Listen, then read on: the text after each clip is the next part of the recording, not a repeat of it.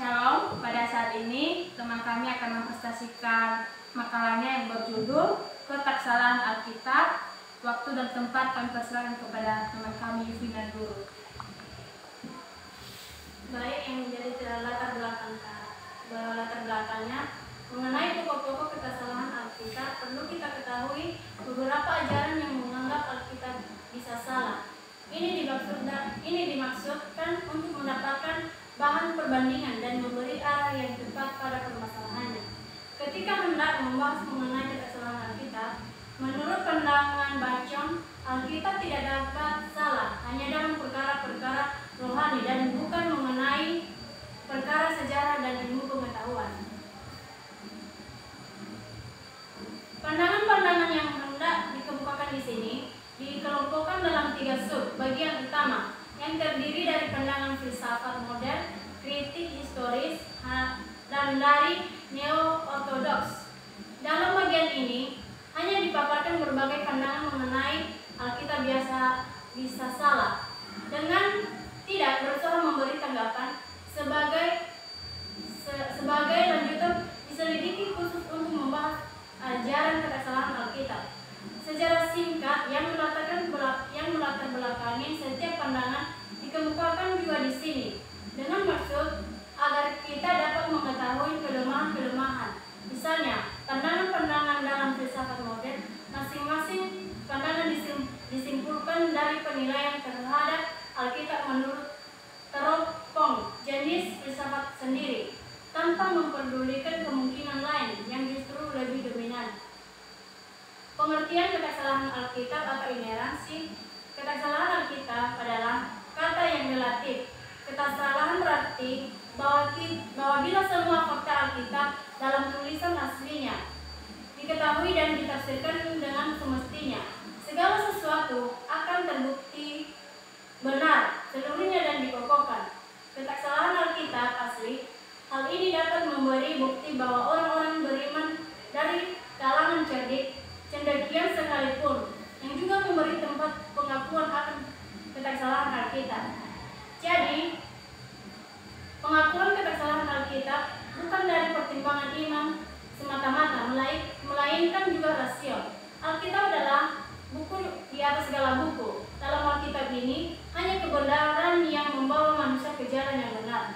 Bukan hanya buku yang biasa saja, tetapi buku atau Alkitab yang menunjukkan manusia dalam kebenaran, yang mengajari manusia saling mengasihi sesama manusia. Pandangan mengenai pembentukan Alkitab. Pembentukan Alkitab yang dimaksud di sini adalah proses pembentukan tradisi Israel kuno dan gereja mula-mula. Kemudian penulisan dan keputusan untuk menghimpun kitab-kitab kanonik yang sah menjadi satu kitab, yaitu Alkitab. Mengenai pembentukan Alkitab ini, suatu buku yang paling disukai oleh umat Kristiani, yang banyak berubah sikap atau banyak membentuk persoalan yang tidak berubah dari keberadaan manusia, kehidupan, kematian, kebahagiaan, kesedihan, keberhasilan, dan kegagalan.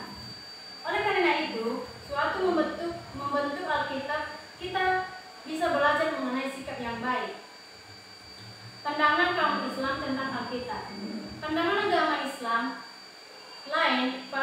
agama lain, khususnya agama Islam tentang Alkitab ini sangat berbeda. Banyak yang mengatakan bahwa Alkitab itu salah, padahal masih belum kita pelajari tentang Alkitab tersebut. Alkitab itu tidak salah, mengajari kita untuk saling mengasihi sesama kita manusia. Pandangan dari kebanyakan kaum Injil adalah bahwa Alkitab mengajar kebenaran tentang masalah rohani maupun ilmiah atau histori. Inilah yang diklaim Alkitab untuk dirinya sendiri dan merupakan cara Yesus memahaminya. Alkitab adalah firman Allah yang mengatakan kebenaran. Tidak ada jalan yang menghindari kesimpulan bahwa Alkitab tidak memandang kesalahan. Penyebab perbedaan Alkitab dengan Al-Quran. Perbedaan isi yang terdapat dalam Alkitab dengan Al-Quran menjadi dasar pemikiran dan pertimbangan bagi kaum Islam dalam mengambil kesimpulan bahwa Alkitab orang Kristen sudah mengalami perubahan yang disengaja. sarjana Islam dan diyakini dengan begitu fanatik oleh umat Islam karena didukung oleh ayat-ayat Al-Quran dan hadis. Sedangkan Alkitab yang karena sudah ada ratusan tahun, bahkan perjanjian lama, sudah 1000 tahun sebelum Nabi Muhammad, sudah tentu tidak menyebut-nyebut status Al-Quran. Yang menjadi kesimpulannya, dalam materi inerransi ini, ketaksalahan Alkitab ini, yang menjadi kesimpulan adalah bahwa dalam Alkitab ini tidak ada yang salah, tetapi Alkitab tersebut mengajar kita untuk belajar mengenai kasih. Alkitab itu adalah Alkitab suci. Sejauh itu digunakan untuk maksud yang berhubungan dengan seagama, yaitu maksud dari Alkitab. Sebelum memahami Alkitab tersebut, banyak yang mengatakan bahwa Alkitab itu salah. Tetapi Alkitab hanya mengajar kita dengan hal yang baik, yang dapat kita ambil melalui penguraian dan pandangan kritik historis adalah